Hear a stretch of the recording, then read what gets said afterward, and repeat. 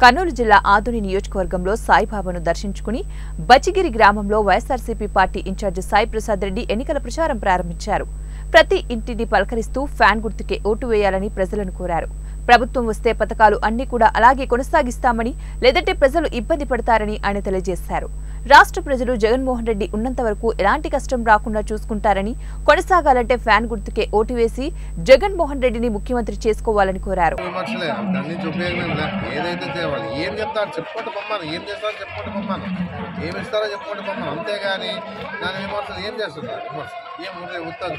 ప్రభుత్వంపై కాకుండా ఆదిని ఎమ్మెల్యే సాయపైనే చేస్తున్నారు. 20 సంవత్సరాలు కానీ ఏం చేయలేదు. మేము చేసి వాళ్ళు ఏం చేయలేదు అనేది వాళ్ళ కళ్ళకి కనపడకపోతే మనం ఏం చేస్తాం? వాళ్ళ కంటికి కనపడడం లేదు, మనం ఏం చేస్తాము? మెడికల్ కాలేజ్ వచ్చింది, బైపాస్ రోడ్ వచ్చింది, డిగ్రీ కాలేజ్ వచ్చింది, రోడ్లు డెవలప్మెంట్ చేసాం.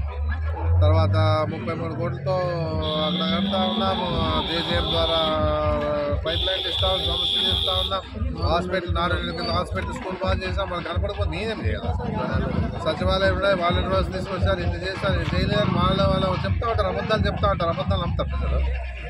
ఏదైనా ప్రజలు నమ్మే పరిస్థితిలో ఉంటారా? ఇప్పుడు ఏదన్నా వాళ్ళని నమ్మే పరిస్థితిలో లేరు. ఏదన్నా కూడా ఇలాంటి అబద్ధాలు చెప్పి వాళ్ళు ఇస్తే రేపు అబద్ధాలు చెప్పి ప్రజలు మోసం చేసే పరిస్థితి ఉంటుంది. కానీ ఏ విధంగా కూడా వాళ్ళు మంచి జరిగే పరిస్థితి ఉండదు.